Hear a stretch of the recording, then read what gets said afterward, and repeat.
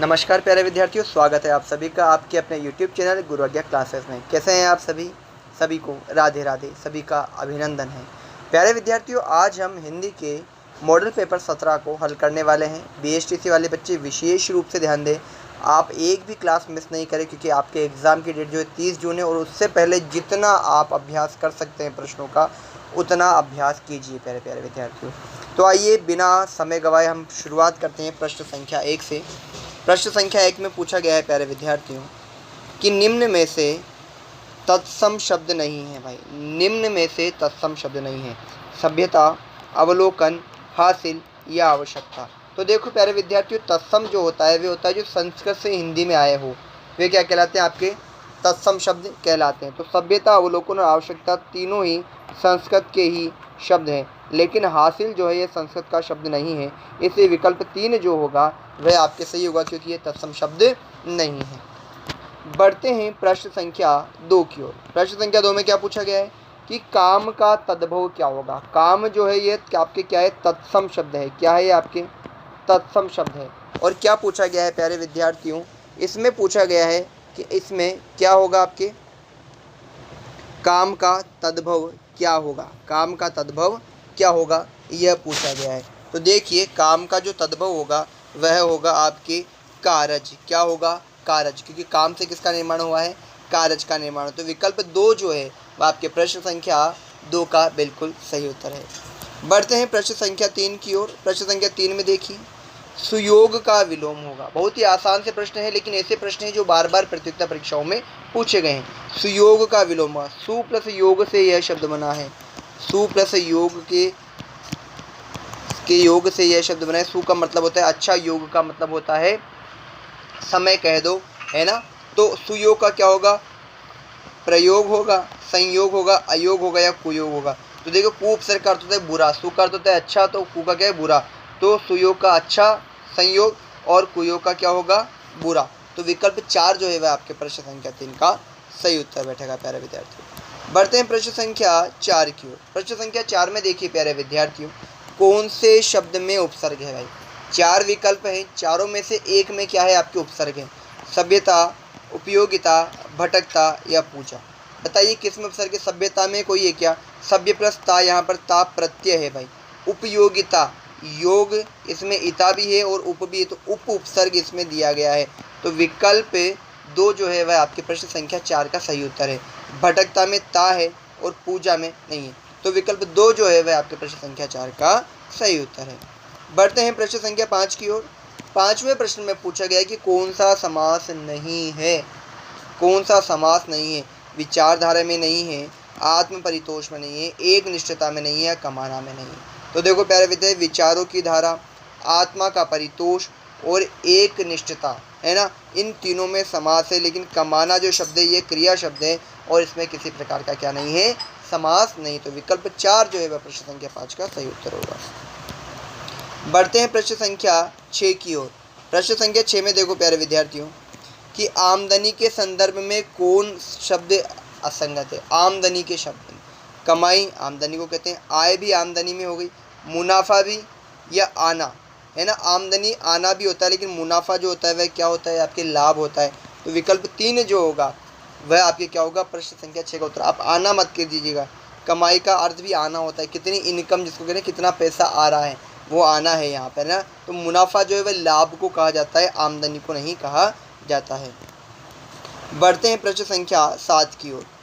प्रश्न संख्या 7 में पूछा गया है प्यारे विद्यार्थियों कि संसार के सभी देशों में शिक्षित व्यक्ति अपनी मातृभाषा में दक्ष होते हैं, अंग्रेजी जानते हैं, माफ़ कीजिएगा, अंग्रेजी जानते हैं, पढ़े लिखे होते हैं या उच्च पदों पर आसीन होते हैं। एक सिंपल सा सवाल पूछा गया है कि क्या होते हैं? संसार के सभी देशों में जो शिक्षित व्यक्ति होते हैं वह क्या होते हैं? अपनी मातृभाषा में क्या होते हैं? दक्ष होते हैं। बहुत ही आसान सा प्रश्न है, तो विकल्प 1 इसका सही होगा। प्रश्न संख्या 8 देखो भाई कि अंग्रेजी में जिसकी दक्षता असंदिग्ध में हो, रेखांकित पद का अर्थ है। इसमें क्या है? असंदिग्ध, इसको रेखांकित किया गया है। इस रेखांकित पद का अर्थ क्या होगा? संदेह रहित होगा, निश्चित होगा, सुनिश्चित होगा या अनिश्चित होगा। तो क्या हो? असंदिग्ध। संदिग्ध तो संदेह सहित, संदेह जिस पर हो, और असंदिग्ध का जिसमें संदेह नहीं हो। तो विकल्प 1 जो है वह प्रश्न संख्या 8 का आपके सही उत्तर बैठता है। बढ़ते हैं प्रश्न संख्या 9 की ओर प्यारे विद्यार्थियों कि कौन एक वचन है भाई। एक वचन कौन सा है? अच्छे लेखक, कौन सी कृतियाँ, अपनी मातृभाषा, अन्य देशों। तो देखो इसमें एक वचन कौन सा है? अपनी मातृभाषा। मातृभाषा क्या है? एक होती है ना। तो एक वचन में अच्छे लेखक बहुवचन है, अच्छी कृतियाँ ये भी बहुवचन है, देशों ये भी बहुवचन है, अच्छे लेखक ये भी क्या अच्छा लेखक होता तो एक वचन होता, लेकिन अपनी मातृभाषा एक वचन है। विकल्प 3 जो है प्रश्न संख्या 9 का सही उत्तर है। 10वें प्रश्न में बढ़ते हैं प्यारे विद्यार्थियों कि कौन सा शब्द पुल्लिंग नहीं है भाई। कौन सा शब्द जो है पुल्लिंग नहीं है? व्यक्ति, भाषा, उपकरण या लेखक। व्यक्ति आ रहा है, पुल्लिंग है भाई। उपकरण जल गया, पुल्लिंग है भाई। लेखक लिख रहा है, पुल्लिंग है। भाषा आ गई, भाषा बोल रहा है कि भाषा बोल रही है ना। क्या होगा? विकल्प 2 जो है वह प्रश्न संख्या 10 का बिल्कुल सही उत्तर है। सही उत्तर है। बढ़ते हैं अगले प्रश्न संख्या 11 की ओर। प्रश्न संख्या 11 देखो प्यारे विद्यार्थियों, पुस्तक का बहुवचन है। पुस्तकें, पत्रिकाएं, पुस्तकालय या पाठ। तो देखिए पुस्तक का जो बहुवचन है वह क्या होता है? आपकी पुस्तकें होता है। बहुत आसान सा प्रश्न है। विकल्प 1 जो है प्रश्न संख्या 11 का सही उत्तर है। बढ़ते हैं 12वें प्रश्न की ओर। कवि का स्त्रीलिंग रूप क्या होगा भाई? कवि का स्त्रीलिंग रूप क्या होगा? कवि होगा, कवियत्री होगा, लेखिका होगा या कवियत्री होगा। तो देखो कवि का जो स्त्रीलिंग रूप होता है प्यारे विद्यार्थियों वह आपके होता है कवयित्री। क्या होता है? वह आपके कवयित्री होता है। इसका विशेष ध्यान रखना है ना। कव का क्या होता है? कवयित्री होता है। और ये शुद्ध और अशुद्ध शब्दों में भी आता है। बहुत सी बार ये दे दिया जाता है ना, तो ये गलत है। सही क्या है? आपके ये वाला है। बढ़ते हैं प्रश्न संख्या 13 की ओर। और 13वें प्रश्न में पूछा गया है कि भारत में स्थिति दूसरी है का भूतकालिक रूप होगा। भारत में स्थिति दूसरी है, इसका भूतकाल क्या होगा? भारत में ऐसी स्थिति थी, यह होगा। बताइए। भारत में स्थिति दूसरी थी, भारत में स्थिति दूसरी थी या भारत में स्थिति ऐसी थी।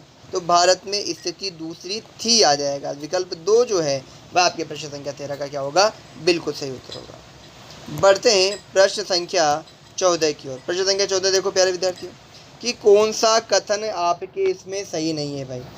वाक्य के 2 प्रमुख अंग होते हैं, कर्ता और क्रिया। ये तो सही है। कर्ता के विस्तार को उद्देश्य कहते हैं, कर्ता के क्रिया के विस्तार को विधेयक कहते हैं। रचना के आधार पर वाक्य के 4 भाई 4 नहीं होते, 3 प्रकार होते हैं। कितने होते हैं? 3 प्रकार होते हैं। तो विकल्प 4 जो है वह क्या है? आपके अशुद्ध है। क्या है? अशुद्ध यानी सही नहीं है। क्या नहीं है? सही नहीं है। बढ़ते हैं प्रश्न संख्या 15 की ओर। 15 प्रश्न में पूछा गया है कि एक प्रधान उपवाक्य और अन्य आश्रित उपवाक्य किसमें होता है? एक प्रधान उपवाक्य और अन्य आश्रित उपवाक्य संयुक्त में होता है? नहीं भाई।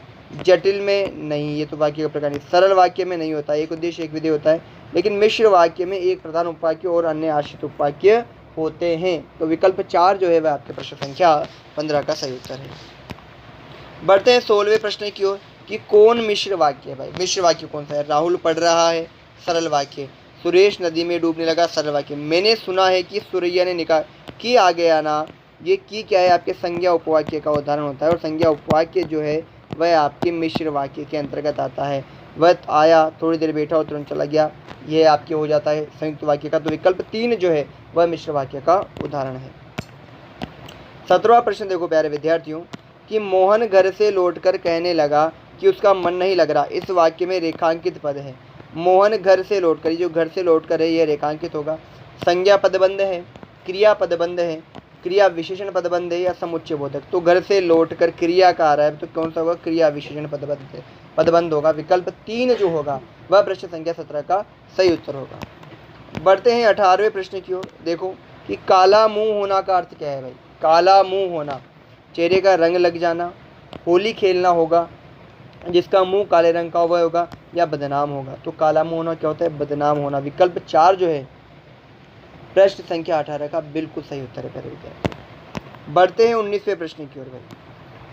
ओठो निकली कोठो चढ़ी का अर्थ है होठ से निकलकर खुले में आ जाना, मुंह से निकली बात फैल जाती है, घर से बाहर निकलते ही नाम हो जाना, या घर से निकलने पर प्रसिद्धि प्राप्त होना। तो मुख से जो बात निकलती है वह क्या हो जाती है, फिर फैल जाती है। एक बार कोई रहस्य, कोई भी बात जो नहीं बतानी वो बता दी जाती है तो वह क्या होती है, फिर बहुत तेज़ी से सभी तक क्या हो जाती है, फैल जाती है। तो यही इसका अर्थ है विकल्प 2 जो है। प्रश्न संख्या 20 देखो प्यारे विद्यार्थियों, बहुत ही अच्छा प्रश्न है और बहुत प्रतियोगिता परीक्षा में पूछा गया है कि चांदी का जूता का सर्वाधिक उपयुक्त अर्थ है। महंगी वस्तु होगा, अनुपयोगी वस्तु होगा, अमीरी का दिखावा या रिश्वत। तो विकल्प 2 जो है रिश्वत, यह बिल्कुल सही है। चांदी का जूता अर्थात रिश्वत होता है। प्रश्न संख्या 21 की ओर बढ़ते हुए हम, और 21वें प्रश्न में पूछा गया है कि कौन सा शब्द विदेशी है भाई। शब्द यह विदेशी है, धर्म विदेशी है, अंदाज विदेशी है या प्रकृति विदेशी है। तो अंदाज जो है यह विदेशी शब्द है, बाकी तीनों धर्म शब्द और प्रकृति देशी शब्द हैं। क्या है, देशज या देशी शब्द कह सकते हैं, देशज शब्द है। अंदाज जो है विदेशी है। तो विकल्प 3 जो है प्रश्न संख्या 21 का सही उत्तर है। बढ़ते हैं 22वें प्रश्न की ओर। 22वां प्रश्न क्या कह रहा है कि निम्न किस शब्द में प्रत्यय नहीं है भाई। 4 विकल्प है, 4 में से ऐसा कौन सा है जिसमें प्रत्यय ही नहीं है। पीढ़ियों, यो प्रत्यय, विशेष, लड़ना में ना है, सैकड़ों में है, लेकिन विशेष में क्या है, वी उपसर्ग है। तो उपसर्ग है तो प्रत्यय है ही नहीं। तो विकल्प 2 जो है वह प्रश्न संख्या 22 का सही उत्तर है। बढ़ते हैं प्रश्न संख्या 23 की ओर कि व्यवस्था में संधि है भाई। व्यवस्था में संधि है तो वी प्लस अवस्था से मिलकर के यह बना है। वी प्लस अवस्था, वी और अवस्था से मिलकर यह बना है। ई है, ई के बाद असमान स्वर आने से ई यह में बदल जाता है। यह में ये ए जुड़ गया, ये वह हो गया, ये स और ये था, ये वह रह गया आपके आधा, क्या बना, व्यवस्था। और ई का यह कौन सी संधि में होता है, आपके यण संधि में होता है। किस में होता है, यण संधि में। तो विकल्प 1 जो है वह प्रश्न संख्या 14 का सही उत्तर है प्यारे विद्यार्थियों। बढ़ते हैं 14वें प्रश्न की ओर। भाई नतमस्तक में समास है, कौन सा समास है, तत्पुरुष, द्विगु, बहुव्रीहि या द्वंद्व। तो नतमस्तक का आपके जो समास विग्रह होगा वह होगा मस्तक से नत। क्या होगा, मस्तक से नत। से आ रहा है, से किस में आता है, आपके तत्पुरुष समास में कारक चिन्ह आता है। तो विकल्प 1 जो है वह प्रश्न संख्या 24 का सही उत्तर है। बढ़ते हैं 25वें प्रश्न की ओर कि संज्ञा नहीं है भाई। संज्ञा नहीं है, ओरण, कुआं, लड़ना या जंगल। तो देखो भाई जो लड़ना शब्द ये क्या है, आपकी क्रिया शब्द है। क्या है, आपकी क्रिया शब्द है। तो विकल्प 3 जो है 25वें प्रश्न का सही उत्तर है। बढ़ते हैं 26वें प्रश्न की ओर कि तय शब्द क्या है भाई। तत्सम है, तद्भव है, देशज या विदेशी है। तो क्या होता है बताओ, तय शब्द क्या है, आपके विदेशी शब्द है। क्या है, आपके विदेशी शब्द है। विकल्प 4 जो है वह प्रश्न संख्या 26 का बिल्कुल सही उत्तर है। 27वां प्रश्न में आग का तत्सम रूप क्या है। बहुत ही आसान सा प्रश्न है। आग होगा, आगी होगा, अग्नि होगा या अग्न होगा। बताओ क्या होगा, अग्नि होगा। अग्नि संस्कृत में रूप में लिया जाता है, यह इसका तत्सम है। और आग जो है यह आपके तद्भव है। क्या है, तद्भव है। तो विकल्प 3 जो है प्रश्न संख्या 27 का सही उत्तर है। बढ़ते हैं 28वें प्रश्न की ओर कि सही कथन है, कौन सा कथन सही है भाई कि कर्ता का स्थान प्राय वाक्य के प्रारंभ में होता है, कर्ता का स्थान प्राय वाक्य के अंत में होता है, कर्ता का स्थान प्राय वाक्य के मध्य में होता है, या कर्ता का वाक्य में कोई स्थान नहीं होता। तो प्यारे विद्यार्थियों आपको मैं बता दूं कि कर्ता का स्थान प्राय वाक्य के कब होता है, प्रारंभ में होता है। क्या होता है, वाक्य के प्रारंभ में होता है। और यही इसका सही उत्तर विकल्प 1 जो है प्रश्न संख्या 28 का सही उत्तर है। 29वां प्रश्न देखो भाई। 29वां प्रश्न की सरल वाक्य है, इनमें से सरल वाक्य कौन सा है भाई आपके। श्रमिक श्रम करता है किंतु उसके फल से वंचित रहता है। राम और सीता जाते हैं, चाहे सुबह हो जाए मुझे काम पूरा करना है, जो करे सो करे। तो देखो राम और सीता, और देख के नहीं घबराना है। जब दो कर्ता एक ही क्रिया कर रहे हो तो वह सरल वाक्य में आता है। राम और सीता जा रहे हैं, एक ही क्रिया हो रही है, तो विकल्प 2 जो है वह सरल वाक्य में आएगा। जैसे राम और श्याम चाय पी रहे हैं, दो उद्देश्य अलग लेकिन क्रिया एक हो रही है। बढ़ते हैं प्रश्न संख्या 30 की ओर। आज की कक्षा का अंतिम प्रश्न भाई कि पैसा कमाना एक बात है, उसे ठीक से खर्च करना दूसरी बात है। यह कौन सा वाक्य है, मिश्र वाक्य है, संयुक्त वाक्य है, सरल वाक्य है या युगल वाक्य है। बताओ भाई कौन सा वाक्य आएगा आपके ये। तो प्यारे विद्यार्थियों पैसा कमाना एक बात है, उसे ठीक से करना, तो यह आपके विकल्प 2 जो है यह संयुक्त वाक्य है। कौन सा है, ये आपके संयुक्त वाक्य है। तो प्यारे प्यारे विद्यार्थियों आज की कक्षा में हमने बहुत ही शानदार प्रश्नों को हल किया है। हिंदी के 3 महत्वपूर्ण प्रश्न, परीक्षा के दृष्टिकोण से बहुत महत्वपूर्ण प्रश्न जो विभिन्न प्रकार की प्रतियोगिता परीक्षाओं में आए हुए भी है, जिनके आने की संभावना अधिक से अधिक है। लगातार हमारे साथ बने रहिए। गुरु आज्ञा क्लासेस आपके लिए है, आपकी मेहनत के लिए है, आपकी उन्नति के लिए है, आपके लक्ष्य की प्राप्ति करने के लिए। मिलते हैं अपनी अगली कक्षा में, तब तक के लिए राधे राधे। धन्यवाद।